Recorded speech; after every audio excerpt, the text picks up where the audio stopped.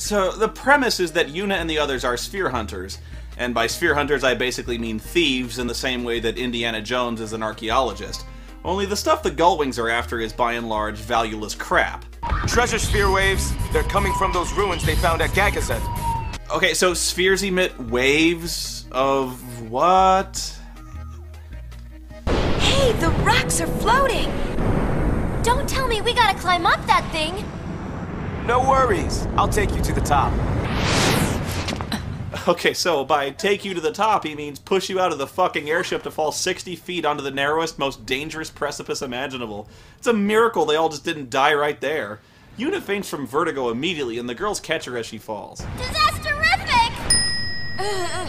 Disasterific is not a word. Okay, no, I'm not counting ass shots anymore. Before it was just a funny quirk of the game's direction. Here, it's intentional fan service. They pull Yuna back onto the ledge and run into LeBlanc and her cronies again. And get used to me saying that. LeBlanc, remember that name well, loves. It turns out the LeBlanc Syndicate's a rival group of sphere hunters, but really they just come off as a less threatening version of Team Rocket because all they do is show up every 30 minutes to get their asses kicked. Prepare for trouble. Make it double. Once you beat them down again, they run off, and then it's a race to the top of the mountain to get the sphere. Wait, hang on, I thought the guy flying the airship promised he was taking us to the top. No worries. I'll take you to the top. I mean, that's not something one should easily screw up. The top should be relatively easy to find. It's an unambiguous measure of altitude. Go as high as possible. That's the top. And how did LeBlanc get to the summit of Mount Gagazet at virtually the same time as the Gullwings when she doesn't have an airship? I mean, it's clear on the other side of the continent, and the Gullwings have the only airship in existence. Well, when you get to the top, you find all three of them hanging from a ledge helplessly. How did they get there? Would you stop staring? And instead of saving them, you just walk on like you don't see nothing. I mean, wow. You can't even attempt to save them from falling to their deaths if you wanted to. You aren't given an option. Look at this. I'm just gonna loot their fucking treasure chest right in front of them and walk off laughing. Like a boss. That is cold as ice. When you reach the top of the mountain, you find the sphere, but predictably it's guarded by a boss monster. A giant enemy crab! Sadly, it has no weak point you can attack for massive damage, but it's pretty easy anyway, and you finally get a hold of this wave-radiating sphere and take a look at its contents.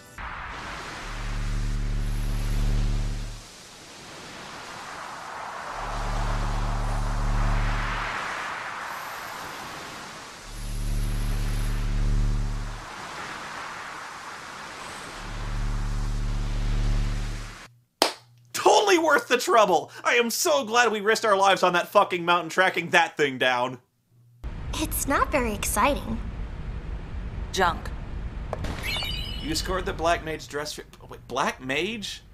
Was there a Black Mage in that sphere? Was there a Black Mage recording the sphere? The hell is going on? No sooner do you finish watching that sphere that sensors detect two more of them. I guess they weren't emitting enough sphere waves before, but now they are. Fucking sphere waves. There's at least one on Besaid Island. And another in the Xanarkand ruins. Really? You didn't think to check Xanarkand for spheres about Titus? You know, the guy who comes from Xanarkand? The guy who never shut the fuck up about being from fucking Xanarkand that entire fucking game? And that wasn't the first fucking place you looked? One of the greatest Machina-using civilizations in the world's history, with millions of fucking people in it, and it just now occurred to you to look in fucking Xanarkand? Fuck, this is stupid! Oh god, I hate this fucking game! Deep Wang! So you go to fucking Besaid Island to get the sphere out of there and check up on Waka and Lulu's new baby because all those treasure sphere waves being emitted from there can't be good for a child. I'm sorry, I can't get over the sphere waves. Waka, a daddy! And yeah, store that thought away for a future nightmare. Waka ejaculating and creating a new life form. I mean, how do I know how a father's supposed to act in front of his kid? Here's a free one. Stop styling your hair like a quail's head. This scene establishes why Pain is here to replace Lulu, who's now pregnant with Waka's freak seed. Great maternity wear, Lulu. She's still wearing the same ridiculous clothes now. And actually, now that I think about it, since she's pregnant, does that mean her boobs are actually gonna get bigger? Minor tangent, but just looking around, the world is reacting with surprising calm to learning their entire global religion was a genocidal lie for 1,000 years. I'd expect Waka at least to have some major mental problems. That guy was a serious Yevon freak. Oh God, Yevon lied to me, huh? I believed in you! I've got this key with the emblem of Besaid on it. How did 900,000 gil? Eat my tits! This ain't exactly a mid-condition copy of Action Comics #1, you know. The fuck do I care about a key? I'll be back. Heading out to find the sphere, you get to see all the new monsters this game has to offer, like no new monsters at all, just the exact same dogs and evil scoops of ice cream we fought the entirety of the last game. You know, I highly doubt they came up with more than 5 or 6 original monsters since the previous game, aside from palette-swapping other monsters. Eventually you find a bunker locked with a passcode, where I think this game could have perhaps saved itself by crossing over with the Fallout universe. Alas, no. You find the sphere inside, which is naturally guarded by a boss. Find the sphere and the fiends appear. Actually, yeah, what is it with these spheres attracting fucking archdemons to protect them? What do monsters care about spheres except for the fact that they're shiny? The way these things attract big badass monsters, you'd think people would want them as far away from themselves as possible, or even destroyed outright. I don't know, well, let's see the sphere, I guess. I mean, the first one was a dud, but they gotta get better from here, right?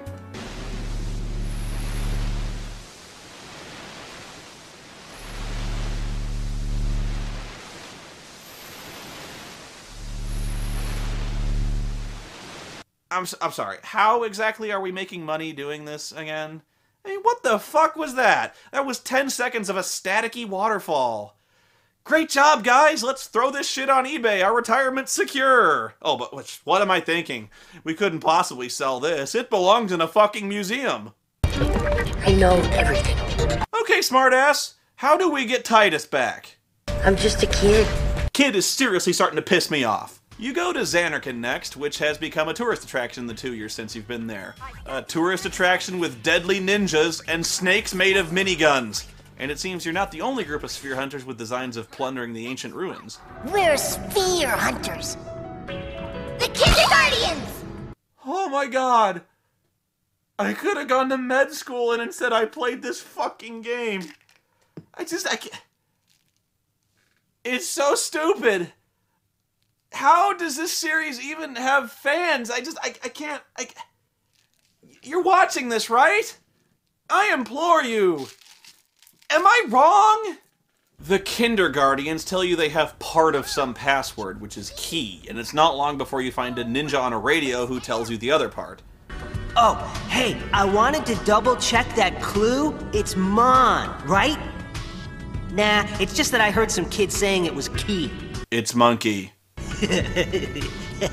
Yeah, I figured it was Mon. Over and out.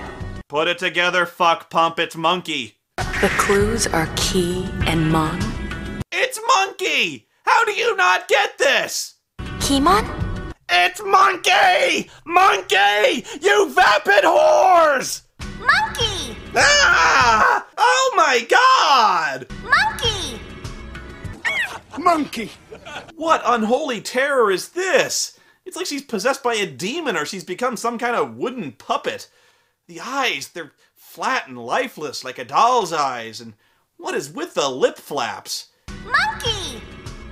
It's like the word monkey's got 6 syllables all of a sudden. Monkey! Oh, and speaking of monkeys, we should get something out of the way right now. It has to do with the subquests. This game is full of subquests. In fact, subquests probably compose the majority of the game's content. There's optional dungeons, lots of those, huge ones to unlock limit breaks, additional powers, and really bizarre dress spheres like the Lady Luck, Gun Mage, Trainer, and the Mascot, all of which you'll probably never use. And there's Blitzball. Oh God, is there a fuckload of Blitzball, because I couldn't get enough of that in the first fucking game. There's Sphere Break, which will probably take about 20 hours and cause you to eat your controller in rage. There's monster hunting, there's chasing butterflies, there's puzzles, there's chocobo ranching. And as for monkeys, there's also a subquest where you have to pair up dozens of monkeys in the Zanarkand ruins so they can all have babies. Look, I can put up with an insane amount of bullshit from Square. I played the bouncer, for fuck's sake. But I refuse to put up with a fantasy RPG that seriously expects me to play for a fucking hour running back and forth trying to get monkeys to fuck. So yeah, I don't give a crap about the subquests in this game, and I didn't waste my time doing hardly any of them. It's not like you need them. They're really just there for the most obsessive of completionists and the people who want to attempt to get the special ending you get for 100% completion of the game, which is basically impossible to do even if you know what you're doing, have a strategy guide in your lap as you play it, and even then, it'll still probably take you 2 complete playthroughs to do it. Do you even know how easily you can get fucked over if you're going for 100% completion?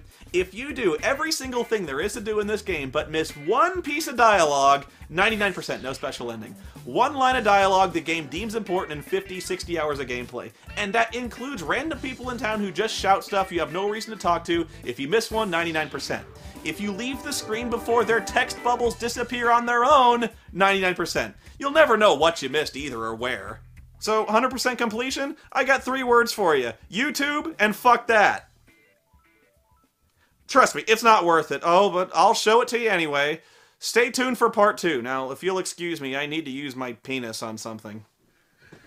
Am I stealing your spot? Yes, sir. I heard that curtain. Jackass. Gotta get lost to grenade. I need them notice. Can you play so many shitty games? When you pass out, you steal on the drive. A movie director was party on crack. The Spoony is the only thing going back. Spoony experiment. Spoony experiment. Spoony experiment. You.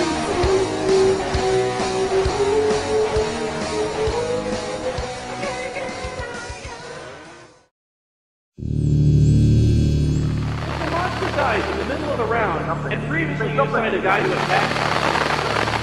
So if they don't have cable, they probably don't have fucking television either. He dragged a great old one up and changed propel itself to circuit. Oh, this is sick. What kind of perverted kid is this? This sissy shorts wearing fucking fat face Leonardo DiCaprio looking jack-off. Fuck this guy! Fuck him and his letterman! This can't be happening.